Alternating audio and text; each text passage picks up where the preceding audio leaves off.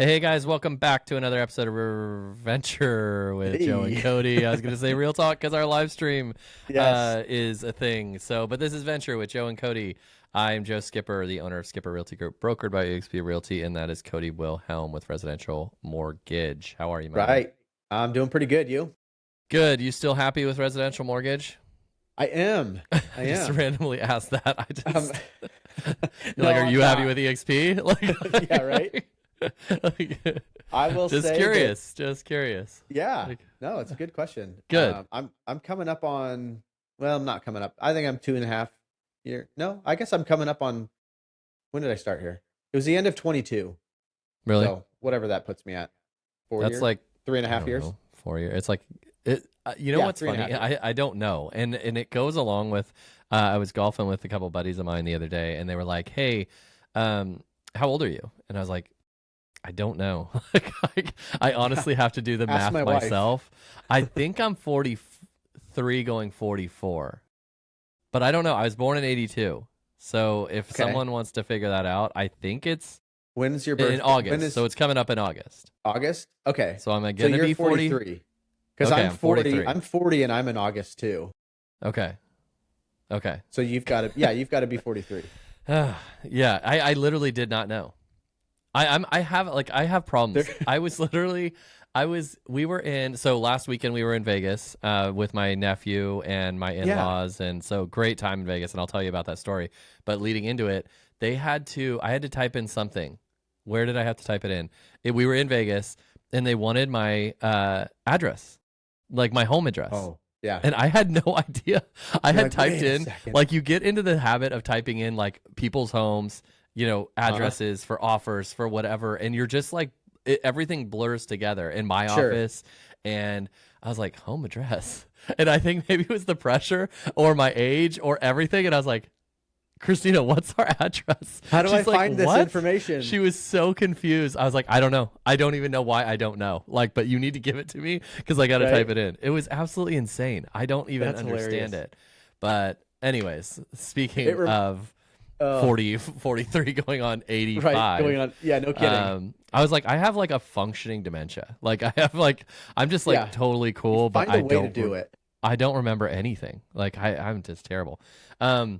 Probably not a good marketing tactic for me to tell people Right. that I don't remember anything. For Well, my the funny clients, thing I is you're remember probably everything. better. Like, Yes, exactly. I was like, going to say, you for my probably own, remember their information way yeah, better. for my own life, yeah, I could care less. Like my kids are like, I'm like, Cora, I think you're still 6. She's like, I'm 9. Thank you. I'm like, Thanks, Dad. yeah. So, anyways, Right. don't remember Oh, my address, but I that's do make it funny. home every day. I have to type So, it into, I have to type it GPS. home on my Yeah. on my car. But yeah, we went to Vegas yesterday. Yesterday, I wish it was yesterday. I Yeah. have a problem loving It's Vegas, happening. and some people hate Vegas. I don't find a lot of people that, I don't know how you feel about it, but I don't find a lot of people that are like, it's nice. I like it. I love Uh-huh. it, and then I Uh-huh. know a lot of people that hate it. There's no Yeah. like in between. But I would fall into, I've only been once. I would fall into that in between. really, But again, my experience you've only was been once. only Yeah. been once, and mine was a work related thing. It wasn't like Okay. we were sitting in a conference room the whole time, but it Oh was yeah, like that's not went fun. with people from work. It was a cool thing. Like they set up stuff for us. It was like a President's Club thing, so it was really cool. But it was kind of one of those. If I come back down, cool. If I don't ever come back down, cool. Like, Yeah. and maybe it was because of that. It wasn't like, Yeah. let's go out and venture and go find all the things to do. Like, because things were somewhat pre-planned for you and you had a group of people that you were with. Felt a little more scheduled rather than, all right, what do we want to do while we're down here? So maybe that was part of it, but Maybe. And honestly, like I do think it's not for everyone, and I'm not like, I guess like I always want to like have a little preface, or I want to state that like I'm not like some like go party, like, yeah, like that's why I go down there to get like nuts, like bachelor party nuts. I just, right. there's so much opportunity to do so much stuff there that's I Yeah. think what I get drawn to. And I'm like, there's nice shows. We went to the Michael Jackson Cirque. Amazing Oh, show, nice. by the way. Really? But you can go to these beautiful shows, these like very artistic things. You can go to great restaurants. You can stay at great hotels. You Yeah. can kind of, and the fascination of just that, like these places, like we walked through Bellagio, Caesars, like they're just fascinating places that like it's almost like it just is so unique to me. Like Yeah. I just love it. We stayed at an underrated, I think very underrated hotel, Flamingo. It doesn't get a good rap in the sense of like it's a cheaper hotel, but man, they've done some remodels. Went to the pool one day and thought like we'll go to the pool for an hour, not crazy. But yeah, we hung out all day at the pool. It was a great Nice. time. DJ there and all that stuff, hanging out with all the young kids. Huh? But yeah, it was a lot of fun. That's Went to cool. that show. Did the Fremont thing. We went on the roller coaster of New York, New York, which is That's a cool. really cool roller coaster. Huh? What else did we do? We did a bunch of other stuff. So yeah, good times. But now we're Is back and working. Yeah, is Fremont the old That's the old area? stuff. Yeah, Okay. my I my liked it down there. I in-laws. thought that was kind of cool. Yeah, it was cool. It's very dirty. I think it's a dirty area Yeah. of Vegas. Well, it's all dirty, but relatively, Right. if there's a bar for Sure. Vegas, it's even lower than that bar. But my in-laws did the zip line that you can go through. Like, Yeah. um, they did all that. I didn't want to do it. I just didn't want to pay the money for it. We went in the Link roller, the high roller. It's like this big Ferris wheel. I don't know if you Oh, haven't been okay. there since then. It's since it was built, but Yeah. probably because you've been a while, right? Yeah, that was maybe 2019, Okay, yeah. somewhere around there. I don't know if it 18, was around, 19. but anyways, big Ferris wheel goes around, like it goes up. It takes half an hour to go around, like, and it's this big No way. enclosed capsule that, like, almost a gondola ride that goes around, and you can kind of get a view of the strip. Yeah, kinda so cool. it was just a lot of fun. But Yeah, yeah, how was your weekend? that's awesome.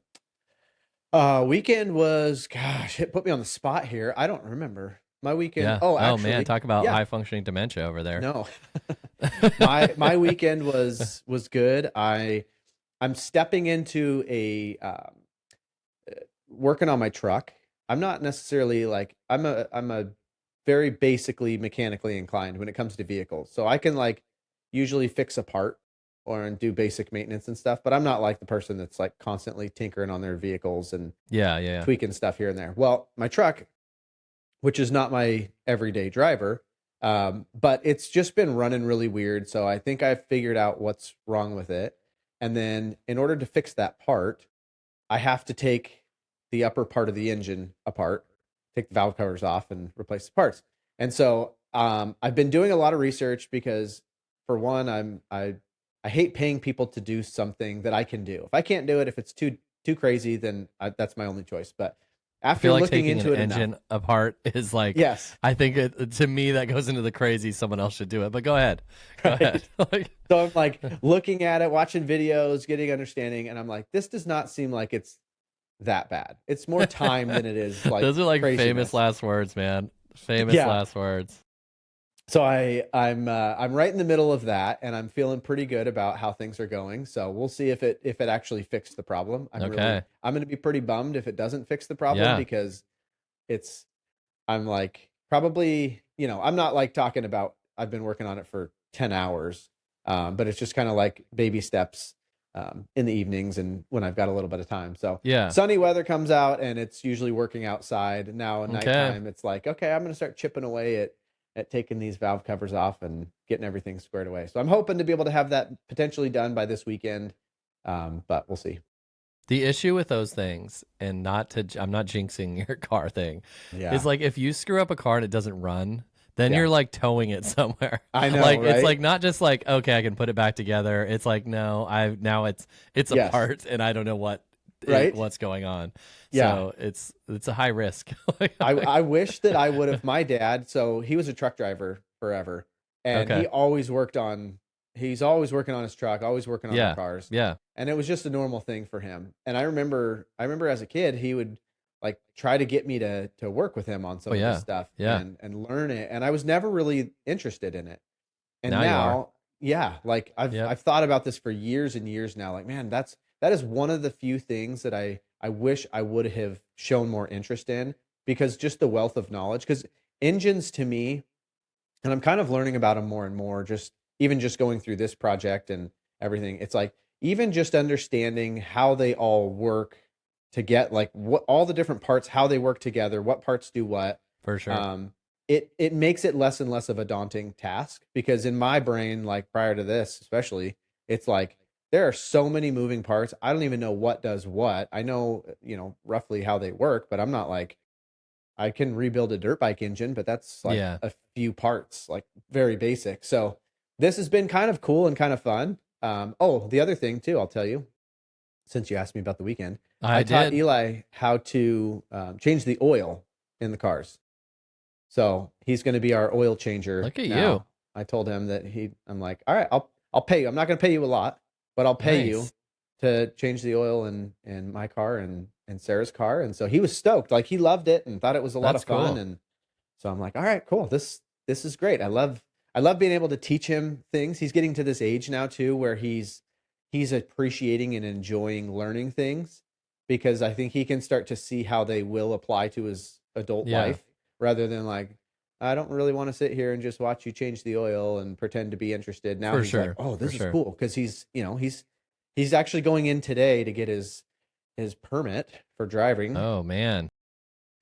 Yeah, all this stuff is becoming very Yeah, that's practical and cool. normal to him. Yeah, Yeah. that's awesome. Yeah. That's a good weekend, man. Better than mine. Well, maybe not better than mine. Different than mine. Yes. You know, Were you in Vegas Vegas for the weekend? versus yeah, Yeah. Yeah. Yours was better. yeah. It's Let's just not different. joke here. Just Let's different. not. Yeah. Very different.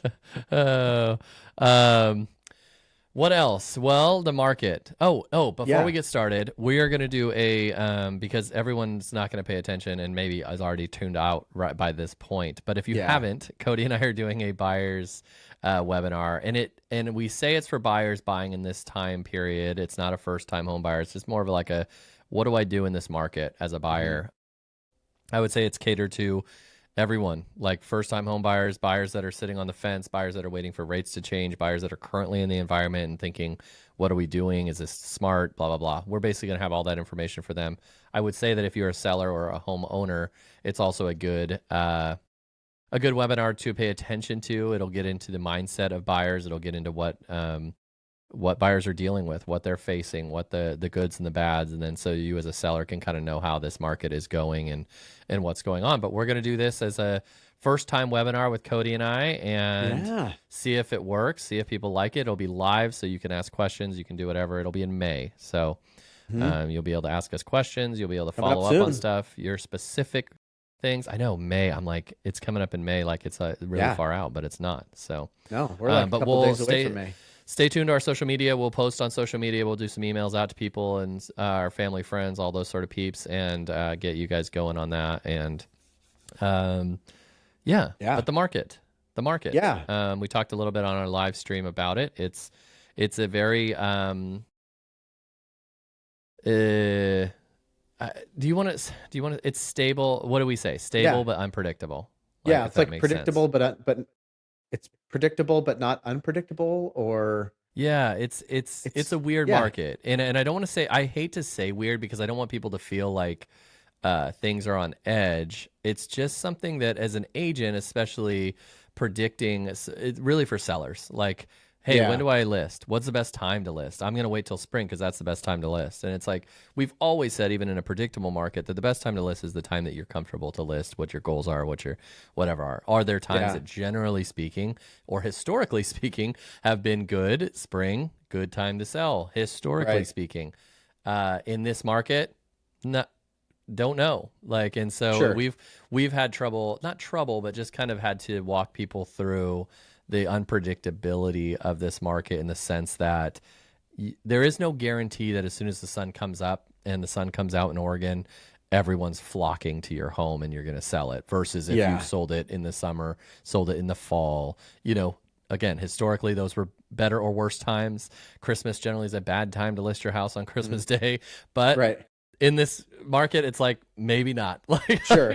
because Somebody's we've seen out there things. looking. Yeah, and I'll let you go off on buyers in a second of kind of what you've been seeing with buyers and their trends right now, because I do think it's a better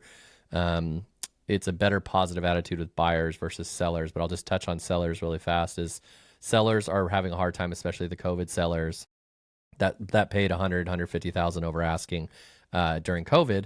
Are now trying to get 150,000 over asking, or not over asking, but 150,000 over what they made an offer on. And so Sure. we're seeing a lot of struggles with sellers mentally to deal with not only that the last time they were selling and buying, the market was like, why are we not, we're listed for 2 weeks. What's going on? What's wrong with my house? Right. And then the other thing is, why is my house not selling for X amount more than what I paid for it? It's like, Mm-hmm. you paid a lot more than you should Yeah. have. Not even you should have, because if you can afford it, it's fine.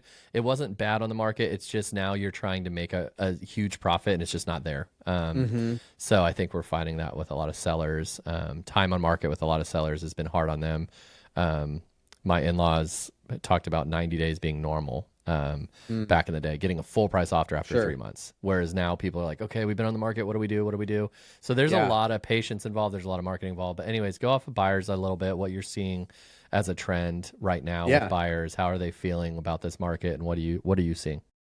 From what I'm seeing from a buyer's side is there's a little bit of excitement almost, where I feel like they're seeing the homes that are sitting on the market for a little bit longer as an opportunity rather than in the past it was like a deterrent. Like, well, what's wrong with this house? It's been on there for 3 weeks or a month and a half. Like, there must be a problem with this home, Yeah. so maybe we'll just Yeah. not look. Now I feel like that is being viewed as like a, oh, sweet. Okay. Well, if that is one that I'm interested in, I might actually be able to have a little bit of leverage. So I think that there's a little bit of excitement in there. Obviously, more and more homes are coming on the market. I think there's probably more homes coming on than are getting bought up, because it seems like the inventory is pretty stable. Yeah. I don't Yeah. know the numbers or anything. I don't have necessarily anything to back that up with, but just in general, from people that I'm seeing, it's like there's becoming more and more homes that are of interest. Maybe not the one, but like, yeah, there's a handful of homes out there. Whereas in years past, it was like there's nothing. I can't find Yeah. anything. There's maybe one, but it's far out and nothing. So Yeah. feels like there's more opportunities, more flexibility. Whether that means that they can feel like they can go in under list price or Yeah. go in at list price and get their closing Ask for costs closing paid costs. for. Yeah. Yeah, which is a big thing. So I think that overall there's been a settling of sorts. Like, it feels like it takes years for people to get used to whatever it is. Like, it took years for people to get used to the fact that rates were no longer in the twos and threes. Now For everybody's sure. pretty normal that feels pretty normal. Payments have gone up, but rent payments have gone up. So now it's becoming a little bit more and more normal to have your rent payment be $3,000, Yeah. for certain areas, maybe up to four. And now getting a mortgage is closer to in line with what the rents are looking What the like. So I rent can think be. it's Yeah. just that weird, uncomfortable adjustment where it feels like we're constantly saying, why is everything so expensive? But yet life just goes on and you just get Yeah. used to the fact You that, just get used to it for sure. okay, we're going to pay $18 a meal when we go out to eat. It's becoming less and less of like, I'm not doing that. Screw that. And Yeah. all right, well, it's kind of a treat now when we go do that. And now it feels like a similar thing from the home buying side where it's all right, maybe it's not the way I would have drawn it up, but I think we're ready now to do this. And instead of like the ultimate shock. So it feels to me, I'm getting less and less people. I can't tell you the last time that I've had somebody when I've got them pre-approved. Well, that's not true. I guess I still have had some here and there, but not nearly like it was before, where I get them pre-approved and they're like, wow, that payment is way more than what Than I what you can thought. handle. Yeah. I'm Yeah. I'm not going to be buying anytime soon. It's now okay, cool. I think here's what I think we can do. Maybe we're going to try to stay in this price range just to try to Yeah. keep our For payment where sure. it is. For So sure. that shock is becoming less and less. So I think that kind of helps with the buy side too, or the buyers, where it's more of they're, I guess, conditioned, maybe. I don't know if that's the right word, but like just over the course of years to kind of go, all right, well, this just is where the market is, and Yeah. who knows when it's going to change. So I'm tired of waiting, and or our landlord's going to sell our house, or we're having another kid, or whatever the life change that might be. It's more accepting of where things are Yeah. at. Of So what has to be I'm done. seeing on my Yeah. side definitely more of um, I guess if you want to call it excitement rather than screw this, we're just going to Yeah. rent again, and more people that are selling their rentals. For sure. So Yeah, for what you see, yeah, the market, and we've said this before, the market may change on a week to week, month to month, different things happen. Like we monitor mhm, that and we live in that world. I think the mindset of a buyer and seller is like a slow moving train. It's like Totally. they take so long to react to it. And it's not a negative. I'm not saying that they're No. stupid. It's just the buyer seller process, mental process is so much slower than what you think. Like we live in the market, we see the ups and downs, and we're like, why aren't buyers reacting to this? Or why aren't sellers reacting to this? It's like they're slow to react. We knew that once all these sellers or all these buyers that were buying in COVID times, we knew that they would stay. It was a it was news all over the place. Sellers are never going to sell. These ones that bought at this price, they're at 2.75%. They're never going to sell. Mm-hmm. There's no inventory, blah, blah, blah. There was low inventory. After that, we saw it. And we saw a seller or buyers who are now going to be sellers say, we're staying in our house for a long period of time. But again, 5 years goes by. And then now they're coming back in the market saying, we've got to sell. We've got to sell, And so it's just a slow moving train, like with buyers and sellers in this process. And it's not a bad thing. It's just like riding this stuff out, for them. And I think now it's like, the buyers in COVID are now sellers in this time. And they haven't paid attention to the market from that point. They glance at rates and say, I got 2.75. I'm not even caring. I'm not even caring. I'm not even caring until they now care. And then they have to kind of adjust to that. So, and the buyers, same thing. It's like rates went crazy high, 7-8%. They're like, I'm done. I'm not doing that. I can't afford it. And then years go by, and then that process kind of takes hold. We get lower, and then buyers are like, okay. It takes, we've said it over and over the last few years, like buyers need to adjust to the fact that they're never getting 3% again, unless it's a forced government situation that they're going to give that to you. I don't think it's ever going to trend down to 3%. Like, exactly. It's just not going to be there. And if I'm wrong, that's awesome. Like that I'm wrong. We get a 3% rate. You can either refinance your 6% rate, or you can buy a house at 3%. So there's no loss to it going down. But yeah, I think it's really interesting, and I think it is kind of difficult to live in the world daily because you do see opportunities and you see things, and then you see the general trend of people, and it's like they're like slowly moving behind you. You're like, let's go, let's go, and it gets a little difficult to live in the world and see it. And be like, we've been saying it's pretty decent, 6 to 6.5% is pretty decent. If we get into 5s, that's sweet. But for a buyer that bought in 2.75, it's like, no, it's not. And I get that too. They're like, you're stupid. I'm not doing 6.5%. Are you nuts? And so, but down the road, they're going to say, we got to do it. And this is what we're going to do. And buyers, same thing. So interesting. Yeah. But. And it's like, it reminds me too of like buying a car, right? Where it's like, oh, I finally paid off my car. I'm not going to buy another car for 25 years. Like I'm going to run this thing into the ground. And then little things start happening here and there. And then you can kind of start justifying, all right, well, I've had this thing paid off for a couple years now. I know. Yeah. I could get a little bit of money out of it to get a down payment on something. We need a little more reliability here. I don't want a payment, but this is what we need to do. Because it's like the reality is life continues to go on. And as much as we want to hold on to this perfect scenario, I want to hold on to my 2.875 rate on my house forever too. But I can tell you that if something in life pushes us to a point where we feel like we need to move, or it's best for our family or whatever it is, like, unfortunately that's just going to be the case. And so I think that that's kind of what we're seeing a lot now that we're in 2026. So we're 6 years into when rates had really gone down. So it's like that time of life, that's the difference between kids graduating high school and moving out, and now you're looking at downsizing, or you've had a couple more kids, or medical, disability, like so many divorce, all these different things that factor in over those courses of years where you're like, this isn't what I want to do, but it also makes no sense for me to stay here just because I have a lower payment. Like now I have to drive an hour and a half to work because my new job is all the way out here. So it sucks, but I think it makes more sense. So I think it's just like that time that is, I wish I had the stat in front of me. Next time I'll bring it for next week. Maybe. It was the percentage of people now that are over 4.5% rate. Yeah. Right. Cause for so long, like what you were talking about, it was just everybody had either purchased with a low rate or had refinanced with a low rate. And so it was like that rate lock that people just did not want to leave. And now it's like that number just kind of keeps inching up more and more, where more and more people have a rate that's higher than 4.5%. Which then you start to look at that gap between 4.5 and 6, not nearly as drastic as 2.5 and 7.5. So it's like that gap is narrowing, which I think in turn makes it feel like, all right, well, at least it's not 2023. For you know, sure. we're Yeah. better off then than we were. So it just slowly eases, I think. Yeah, I think the real estate market in general, kind of that whole process moves in years, not months or weeks. Totally. Like Yeah. that mindset. It just takes a long time. It's Yeah. just not an industry that people care about unless they care about it. Right. It's not Yeah. one that's like, oh yeah, I study the real estate market. Like it's just my hobby is studying the real Yeah. estate market. It's like, no, it's not. Like, Right.